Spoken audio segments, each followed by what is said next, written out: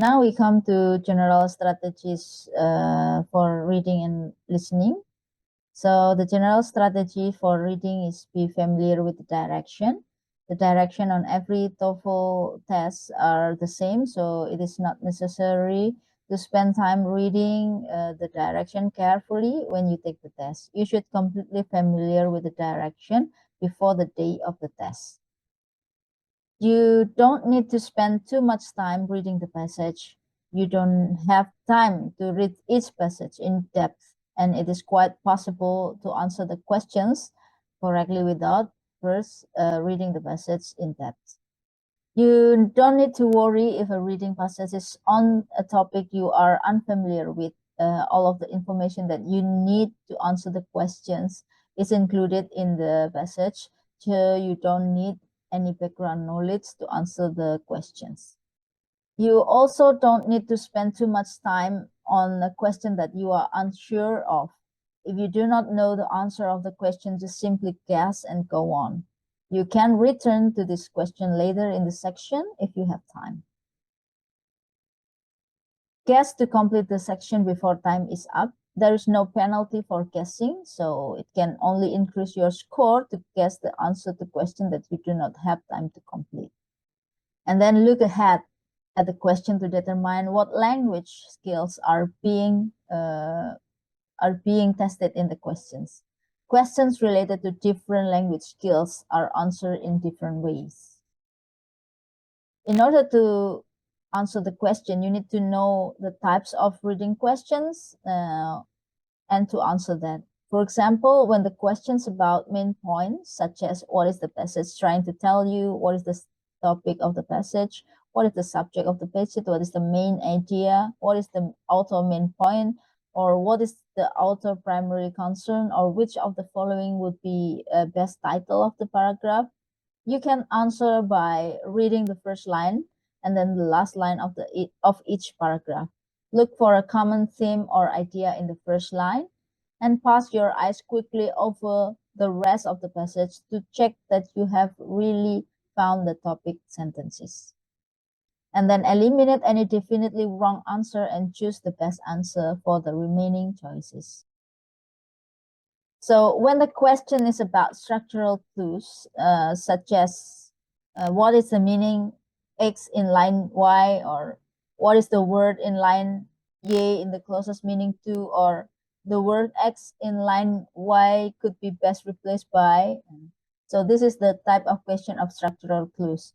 To answer that, you need to find the word in the passage and then locate any structural clues. And after that, read the part of the passage after the structural clue carefully, and then eliminate any wrong answer. And then when the questions is about organization of idea, for example, like how is the information in the passage organized, or how is the information in the passage second paragraph related to the information of the first paragraph, for example, you need to answer by reading the first line of each paragraph to know the idea, and then look for words that show relationship among the paragraph, and then choose your answer. When the questions about stated details question,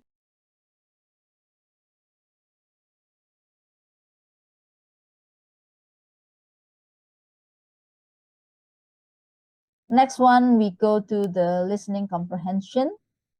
For the listening comprehension, we have a short dialogue, and then long conversation, and then talks. There are 3 subsections of the listening section. For the short dialogue, it's a 2-line dialogue between 2 speakers, followed by question. There will be 30 dialogue and 30 questions. For the long conversation, you will have 60 to 90-second conversation on casual topics between students. Each will be followed by a number of questions, and there will be 2 long talks followed by 7 to 9 questions each. And then the last one is talks. This is the part C. There will be 60 to 90-second talks about academic subject, and there will be 3 lectures and 11 to 13 questions each. For the listening skill that you need to master is the first one is focus on the last line. This is especially for the short dialogue. So the first one is focus on the last line. For example, the conversation will be, Billy really made a big mistake this time. Yes, he forgot to turn in his research paper. What does the woman say about Billy? So look at the last line. Forgot to turn in his research paper. So in your textbook, you will read it was the first time he made mistake. He forgot to write paper. He turned in the paper in the wrong place. He didn't remember to submit his assignment. What does the woman say about Billy? The answer is he didn't remember to submit his assignment. So didn't remember, reflect to forgot, research paper introduced by his assignment. Yeah. Next one is choose answer with synonym. Choose answer with synonym. Don't choose answer with the exact word that you hear from the conversation. For example, when the conversation like this, why is Barbara feeling so happy? She just started working in a real estate agency. What does the man say about Barbara? In your textbook, you will read, she always liked her work in real estate. She began a new job. She just bought some real estate, and she bought a real estate agency. What is the answer? The answer is she began a new job. So the synonym is started working for new job. So she began a new job. That is the correct answer. The third skill is avoid similar sound. So sometimes we hear a lot of sound that sounds similar. This is the example. Why couldn't Mark come with us? He was searching for a new apartment. What does the woman say about Mark? In your textbook, you will read, he was in the department office. He was looking for a place to live. He was working in his research project. He had an appointment at church.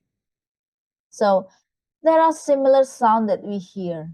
Because you can read the conversation, maybe you will not confuse. If you don't read the conversation and you only hear the conversation, you may hear other word. Apartment, maybe you will hear it department or apart.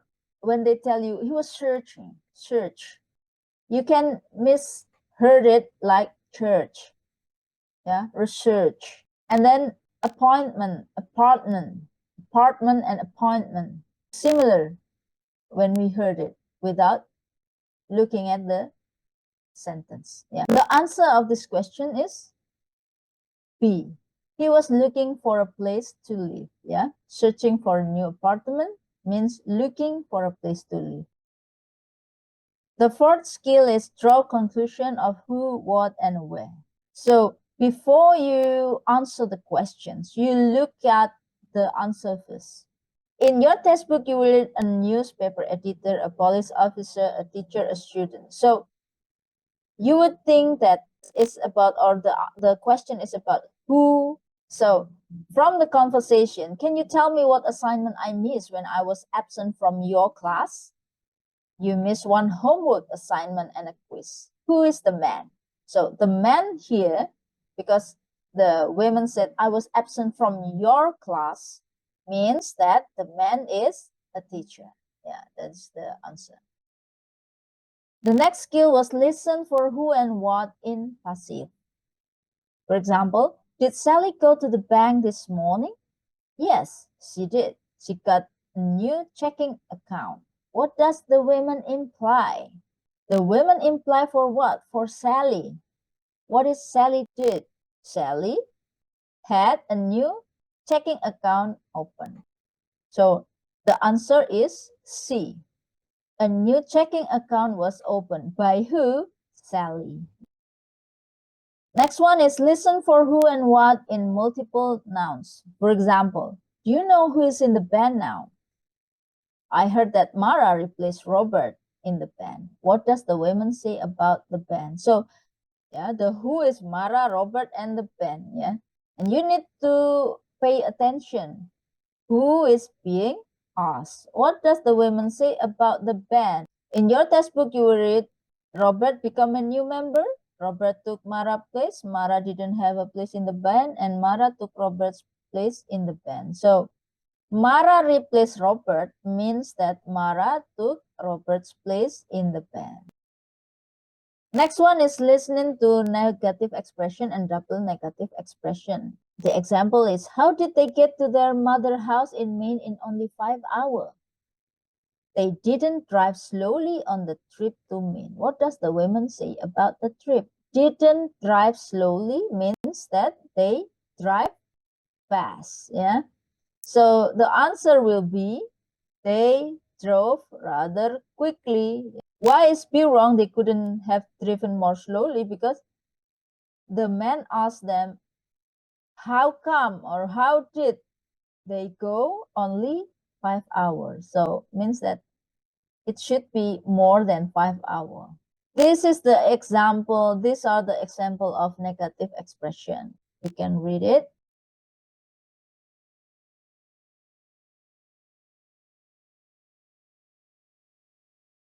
Next skill is listen for almost negative expression. So before we talk about negative and double negative, now we talk about almost negative expression. The example like this: we are able to pay the electric bill. I had barely enough money, barely enough. What does the man imply? Yeah, the man said barely enough. Were you able to pay the electric bill? I had barely enough money. Yeah. So barely enough means that almost not enough. Yeah. Almost not enough. Yeah. So the answer for this question, what does the man imply? Means that he paid the bill but has no money left. So almost not enough means that he pay for the bill. Yeah, he already paid for the bill, but barely have money left. Yeah, no money left. Yeah, the answer is C. These are the example of almost negative expression.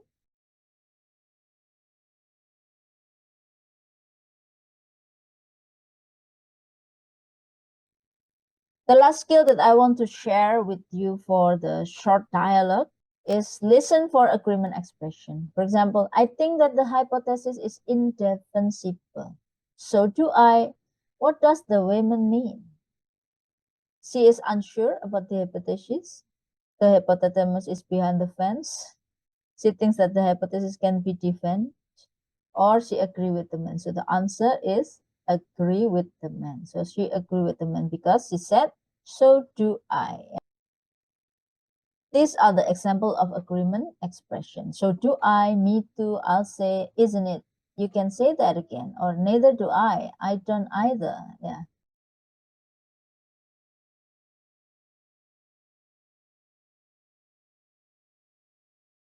For the strategy of answering the listening skill section for the subsection long conversation, if you have time, review the answer to the question first, and then anticipate the topic of the conversation you will hear. Anticipate the question for each of the group of answer, and then listen carefully to the first line of the conversation. The first line of the conversation often contains the main idea, subject, or topic of the conversation, and you will often be asked to answer such question. As you listen to the conversation, draw conclusion about the situation of the conversation, like who is talking, where the conversation takes place, or when it takes place. You will be often asked to make such inferences about the conversation.